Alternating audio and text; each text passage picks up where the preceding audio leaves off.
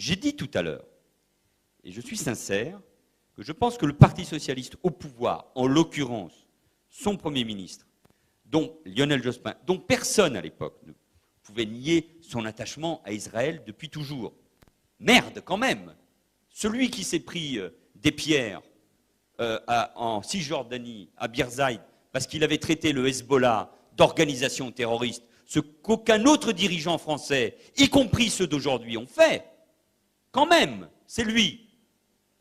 Mais j'ai toujours dit que et Jospin et Vaillant n'avaient pas pris suffisamment conscience de la réalité qu'était en train de subir la communauté juive dans toutes ces périodes. Moi, j'étais maire déjà, et je me rappelle avoir, un samedi matin, accompagné les membres de la communauté juive qui se rendaient à la synagogue d'Évry pendant tout le parcours, parce que dans 2 quartiers, ils recevaient des pierres de la part de gamins.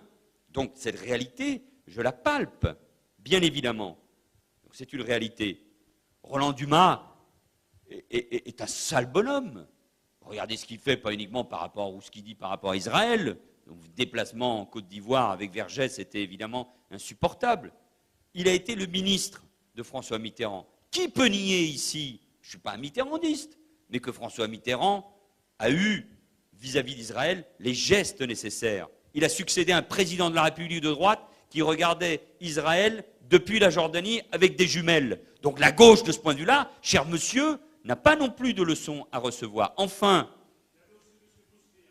info. Oui, et ça a été déshonorant.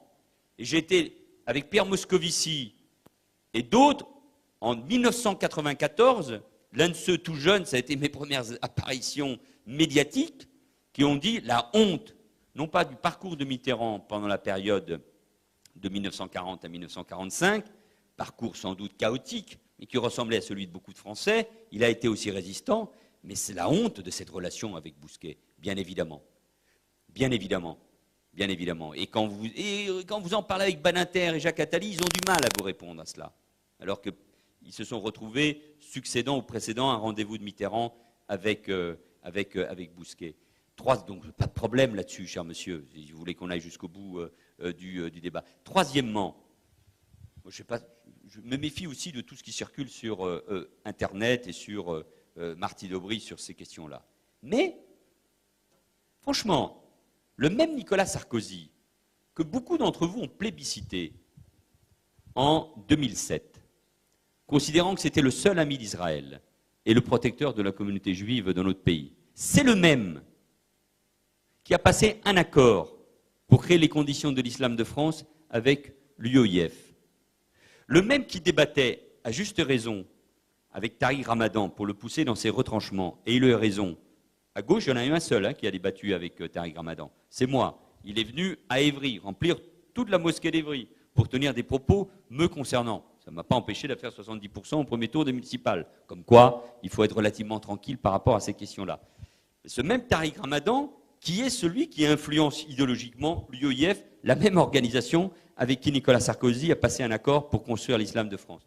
Ça veut dire que tout ça est un peu ambigu. En tout cas, moi, ce que je peux vous dire, parce que je ne parle que pour moi, c'est que la lutte contre l'antisémitisme, je vous dis ça pour des raisons politiques, historiques, ma famille est profondément liée à Vladimir Yankelevitch, qui a écrit le plus beau livre qu'on puisse écrire sur l'imprescriptible et sur la Shoah.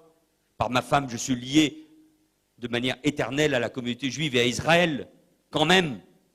Donc je ne viens pas ici pour recevoir des leçons de brevet de lutte contre l'antisémitisme. Qu'il y ait des ambiguïtés dans la société française, c'est pas ce que je voulais vous dire, mais comme j'ai la parole, je la garde et je manifeste un peu d'habileté.